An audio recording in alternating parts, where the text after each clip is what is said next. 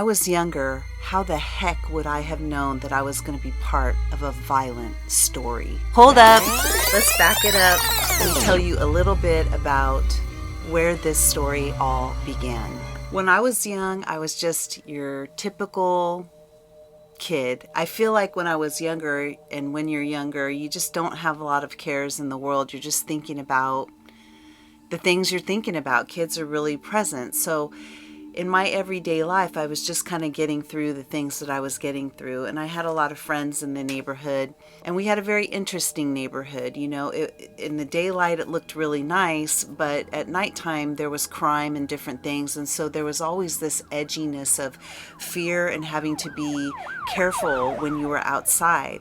But at the same time, we lived in a time where nobody locked their friggin' doors. And that ended up being the first problem of my demise. Now, it was one of those nights where it's a Saturday night. The parents decided they were going to go out and do something, and so they were out of the house, and one of my sisters was already gone. My oldest was already out with her friends, and I was going to be home with another sister. But last minute, my other sister got an invite to go somewhere, and so she was going to go for a little while and go out and do something. And then all of a sudden you realize you're going to be home alone. And I was crazy even back then. Even though I was, very quiet, I felt like I was kind of in my head a lot. Also would do things like watch scary movies by myself. And so this was no different. I'm sitting at home and I'm in our family room, which was kind of this big room where we would all gather, and we had couches in there, and at night just the kids would go in there and we would just kind of lay down on a pillow, and the couches were kind of at a V, and the TV was in the center. So that night was no different. I was by myself, and I found myself all by myself, and I was watching a scary movie. I think I was watching like Friday the 13th or something like that. And we used to have indoor-outdoor cats, and so it wasn't uncommon to hear things. And that night was no different. I remember hearing something in the backyard, but I paid it no mind because I heard sounds a lot, and I just assumed that it was the cat. Little did I know it was not the cat. But it was something much worse. It was really only minutes from the time that I heard that sound outside that I also felt something press into my back. And when I felt that, I looked up and I saw a man with a nylon over his face. And he pulled back his gun. He just said, "All right, let's go." So I ended up getting up and doing what he said, and I just remember that time stood still in that moment. It was like I went into this different vortex.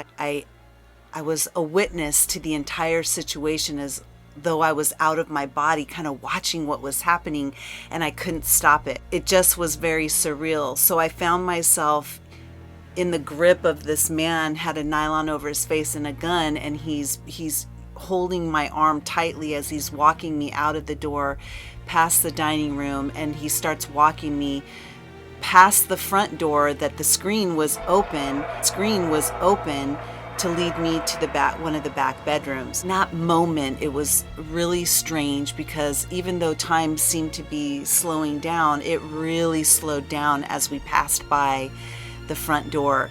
As I was approaching the front door and I look over with my eyes, I can see that the screen door is open.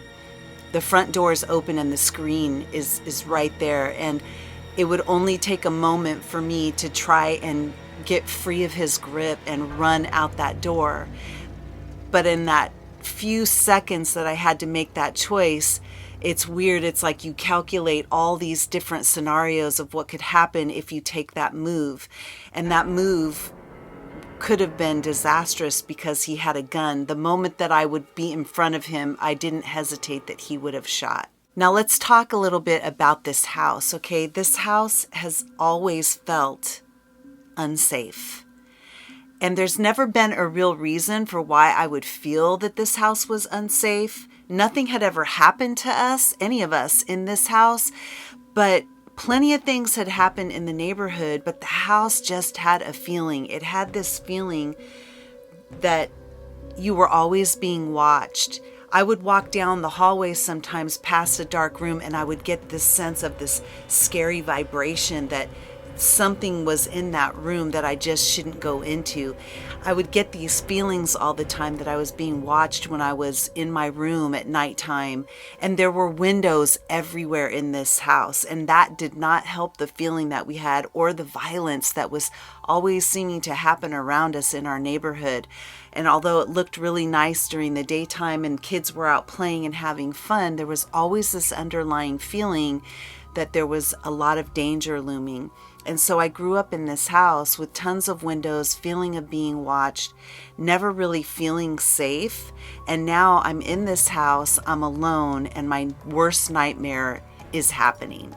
So before we get any further, let's talk about my friend Albert. Albert was a really cool dude, and he had a big family, and he literally lived right around the corner. It was like an L shape, okay? So it's like if you went to my house, I'd be here, you turn the corner and walk straight down, and that was Albert's house. Now, Albert and his family, there was kind of this rumor that they were a gang-related family. We had a lot of gang members in our area, and this was just something that we all knew, but I never for a second questioned any of that. I had gone over to Albert's house with my other friends many times, and they just seemed like a normal family like everyone else, but they were a lot of, LA vatos, and were always really cool to me, and they always kind of looked after everybody in the neighborhood that was friendly with them, and I was no different. So that's Albert. Albert was my buddy, and Albert used to actually come around, and he would, for some reason, always liked to kind of come in through the back. He would just walk around the side gate, and he would always show up at the screen door, and then I would just say, "Hey, come on in." Well, little did I know that when this burglar was entering our back door, it was around the same time Albert had come through the side gate, and he was going to come up to the sliding glass window. The screen was open because it was a warm night, so he was going to just show up like he always does and say, "Hey, what's up?" So little did I know at the same time that this creeper was coming through and came and stuck his gun in my back, Alberto had walked right up just in that moment of time to see it. This is not going to end well. Like I said, Alberto has a very strong family, and they don't take shit from anybody. And Alberto just saw what this burglar had done to me. And he was only about a minute away from his house to get his family and bring them over to my house. Before we go any further, you guys, I hope you're enjoying this story so far, and if you are, please like and subscribe. About 90% of you guys who are watching are not subscribed to my channel and haven't liked or done any of the commenting or anything, so please take a second right now to hit subscribe, hit that bell so you get notifications of when I release new stories and new videos. And without further ado, let's get back to the story. So this is where the story gets really scary. The burglar walked me past the front door, and as I said before, I had that split second to make a decision of whether or not I was going to run, and it just, in that second, I realized it would take no time at all for this guy to shoot at me. I'd have to figure out a different way to keep myself safe if I could. We pass the front door, and we start going down this long, creepy, dark hallway that always scared me. In fact, I would always have to flip the light switch on, and there were times where I'd flip that switch and the light bulb would be out, and I would be terrified to be able to go to my bedroom, which was in the very back, because it just had this feeling that something sinister was back there. I always felt that way. And here we are now. I'm in this terrible situation where there's a burglar gripping my arm tightly with a gun pointed at me, and he's now walking me back to one of the back bedrooms, and I'm terrified of what's going to happen. So we get into the room, and the next thing I know, he's binding my hands behind me.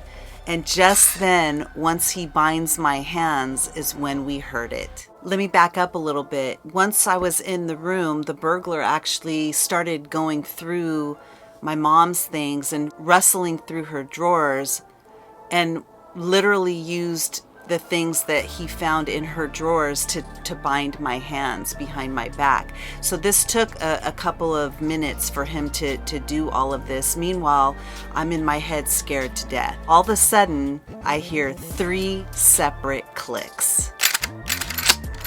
And then the words, "Hello, princess." the burglar, you could imagine, was surprised to hear anybody making any noise, especially not saying hello, princess. It just was like some psycho who was doing something really bad and literally had no feeling or fear whatsoever. And this is what happened. "Hello, princess." And we were both stunned. And in the room, the burglar looks up because in the front of the house, there was a window that from where the burglar was standing, my back was to the windows. There was a side window that you could see from the bedroom in the bathroom. And there was another 2 windows in the master bedroom, which is where he had taken me. And when he heard that, he looked up. And I turned around because you could hear where the clicks were coming from. And sure enough, Alberto brought his family, and there were 3 of his brothers at the window holding their own guns up to the window saying, "Hello, princess." but they weren't saying it to me, they were saying it to the burglar. That's when we heard the 4th click, and it came right from behind the burglar. Guess who it was? My friend Albert. At that moment, that click that the burglar heard knew he better not move a muscle. He didn't dare even look behind, but I saw that it was Albert, and Albert stepped forward and pointed that thing right at his back, the same place that he had pointed that gun at me earlier. Once his brothers outside knew that Albert had him, they were gone from the windows, and before you know it, they were all in the bedroom with me, all with their guns up like this, and they took the weapon from the burglar and they escorted him out of the house. Now, I have no idea whatever happened to that burglar. I never asked a question again about it, but you better believe it that I was best friends with that family. I was close with them before, but Albert had been my best friend, and Albert and his family showed their loyalty to me that day, and they took care of me. I never asked anything, and you know what? I was a young kid. I didn't want to know. I was traumatized by that event, but one thing that it did teach me is that you don't have to just surrender to be the victim, and boy, is it good to have friends.